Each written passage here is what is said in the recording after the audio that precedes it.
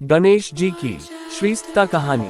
सभी धार्मिक कार्यों और पूजा पाठ में सर्वप्रथम गणेश जी की पूजा की जाती है। गणेश जी को सभी देवताओं में प्रथम पूज्य माना गया है। गणेश जी की पूजा के बगैर कोई भी शुभ कार्य प्रारंभ नहीं किया जाता।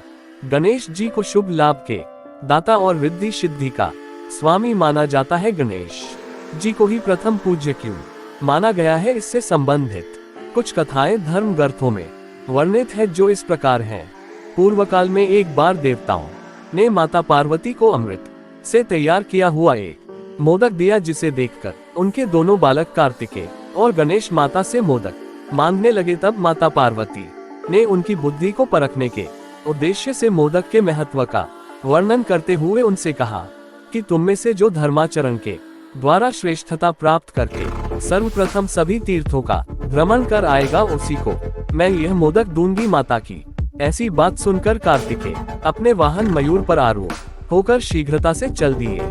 इधर गणेश जी का वाहन मूसक होने से वह सोच में पड़ गए कि मेरा वाहन तो चूहा है, मैं अपने बड़े भाई से पहले नहीं आ सकता हूँ। तब गणेश जी ने श्रद्धापूर्वक अपने माता पिता की परिक्रमा करके उनके सामने हाथ जोड़कर खड़े हो गए। ये देखकर माता पार्वती और पिता शंकर भगवान ने मन ही मन गणेश जी की बुद्धि की प्रशंसा करते हुए उन्हें अपने गले से लगा लिया। उधर कार्तिकेय जी अपने वाहन से जल्दी जल्दी सभी तीर्थों का भ्रमण कर खुश होते हुए दिन भर में वापस आ गए। उन्होंने देखा कि गणेश तो पहले से ही माता पिता के पास बैठे हुए हैं। तब कार्तिकेय जी ने अपने माता पिता से गणेश जी के पहले आने के संबंध में पूछा, तो माता पार्वती ने उन्हें समझाते हुए कहा कि समस्त तीर्थों में किया हुआ स्नान, संपूर्ण देवताओं को किया हुआ प्रणाम, सब यज्ञों का किया हुआ अनुष्ठान तथा सभी प्रकार के व्रत मंत्र योग और संयम का पालन, ये सभी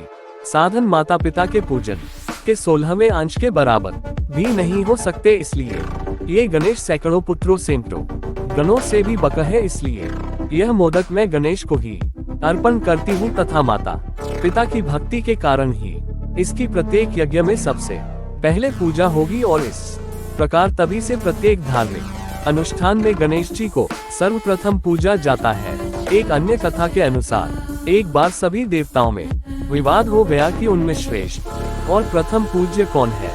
आपस में कोई निष्कर्ष न निकलता देख सभी देवता त्रिदेव अर्थात ब्रह्मा विष्णु महेश के पास गए और पूरी बात बतलाए। देवताओं की बात सुनकर भगवान शिव ने कहा कि सभी देवताओं को पृथ्वी की परिक्रमा करनी होगी है, और जो सबसे पहले परिक्रमा कर वापस आएगा वही सबसे श्रेष्ठ कहलाएगा। भगवान शिव ने गणेश जी और गणेश जी के बड़े भाई कार्तिकेय जी को भी प्रतियोगिता में भाग लेने के लिए कहा। सभी देवता अपने अपने वाहनों पर सवार होकर निकल पड़े पृथ्वी की परिक्रमा करने। भगवान गणेश का वाहन चूहा था। गणेश जी ने पृथ्वी की परिक्रमा न करते हुए अपने माता पिता अर्थात भगवान शिव और माता पार्वती की परिक्रमा की और उनके आगे हाथ जोड़कर खड़े हो गए। इधर सभी देवता पृथ्वी की परिक्रमा करके लौटे और देखते हैं गणेश जी ने पृथ्वी की परिक्रमा न करके अपने माता पिता की परिक्रमा की है।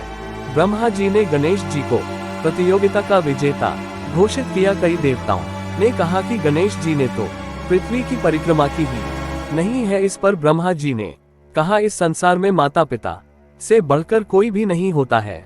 माता पिता की सेवा से बढ़कर संसार में कुछ भी नहीं है। गणेश ने माता पिता की परिक्रमा कर पृथ्वी की परिक्रमा से अधिक पुण्य फल प्राप्त किया है और अपनी बुद्धि और पितृ भक्ति का परिचय दिया है। गणेश ही सभी देवों में श्रेष्ठ होने के योग्य हैं।